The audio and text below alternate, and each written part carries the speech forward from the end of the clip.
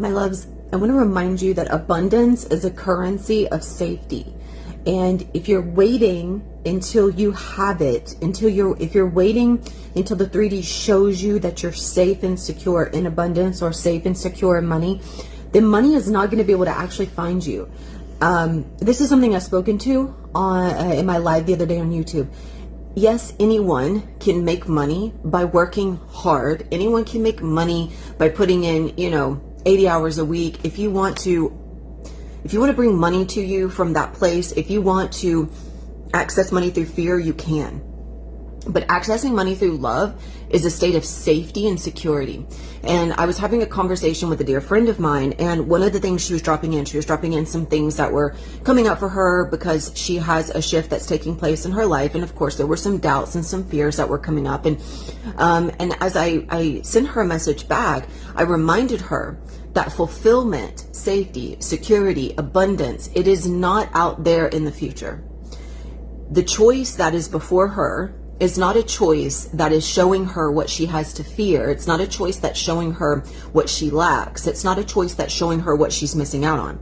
That's a familiar pattern. And of course, a pattern is just something that's been repeated again and again and again. So if you want a familiar pattern to appear differently, if you want a pattern of safety, something where no matter what choice you face, you just simply acknowledge that it's good. It's done. Whatever it is you need, whatever it is you require, it's already here now. You have to reinforce that now. And money is one of the easiest representations of this because we all require money.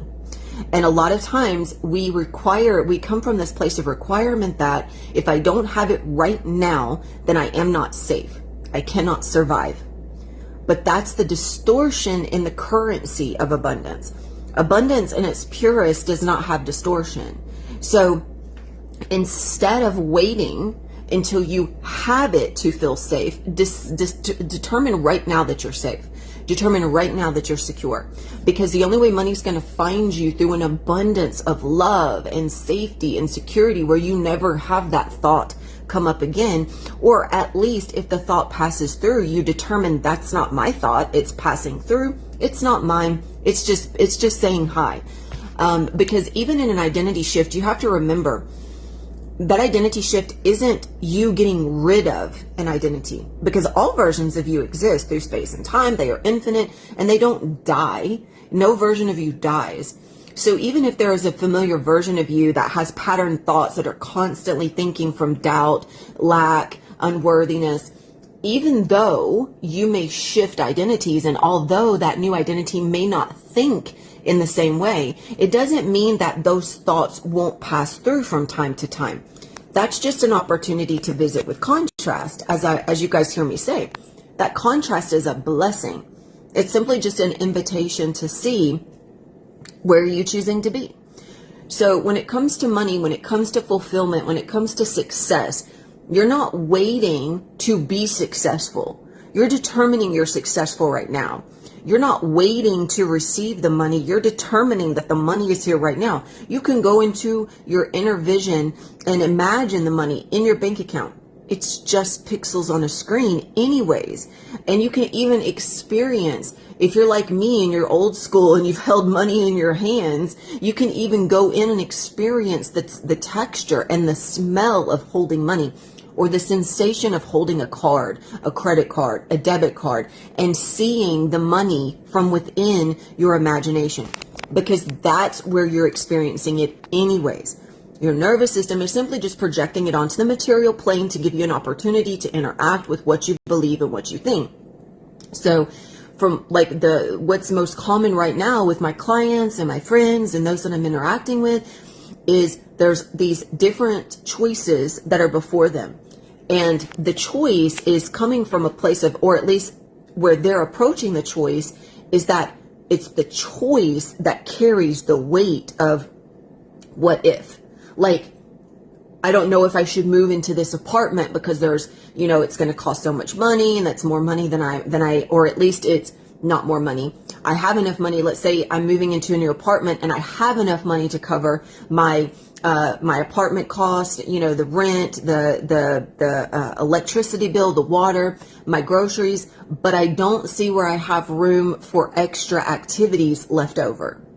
Now, if you want, you can approach that from, oh man, I'm going to be wasting all my money on my apartment and my bills, and I'm going to be wasting all my money, or I'm going to be spending all my money on all these things I have to pay for, and I'm not going to have something left over. I'm not going to have money left over for what I want to pay for.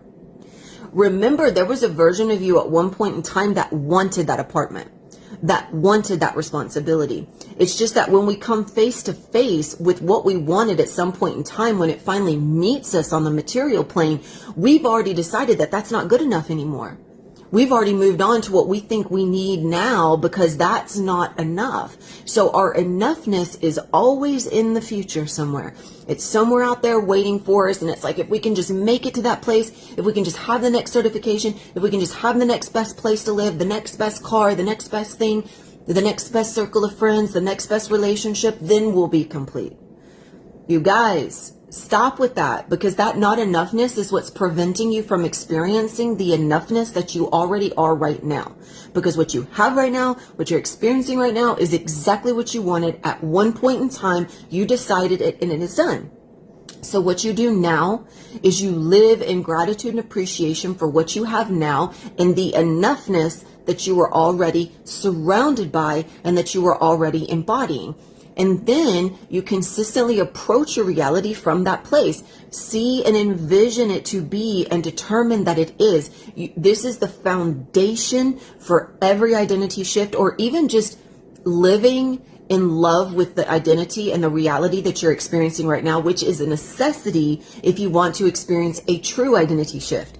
I know a lot of people play in this and they talk about it, but I can just even tell by the way that what they're doing, that they're simply not, they're not shifting. They're playing in the distortion. They're playing in the illusion. They're playing in the, I know about shifting, so therefore it must be happening, but I got too much going on to really even notice it. Like, that's bullshit. A shift is internal before it's external. So it's not just like, oh, well, maybe it's happening. No, you fucking decided that it's happening, and your 3D is showing you that it's happening. That's the only way that it ever has happened, and the only way that it ever will happen. So I wanted to drop that in for you guys this morning, because we also want to acknowledge that the doubts and the fears and the all the things that come up when you're facing a shift in a focus, a shift in awareness, when you're choosing to step into a choice that maybe you would not have done so before, that you would have in this past version of yourself believed was impossible.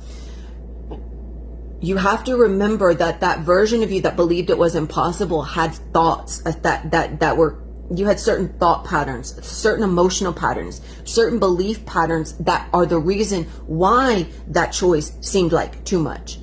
And the whole point is to step into this bigger, expansive, more fearful version of yourself, because it is bigger, and you've been playing small. You've been playing for crumbs. You've been hiding. You've been diminishing. You've been faking it until you make it.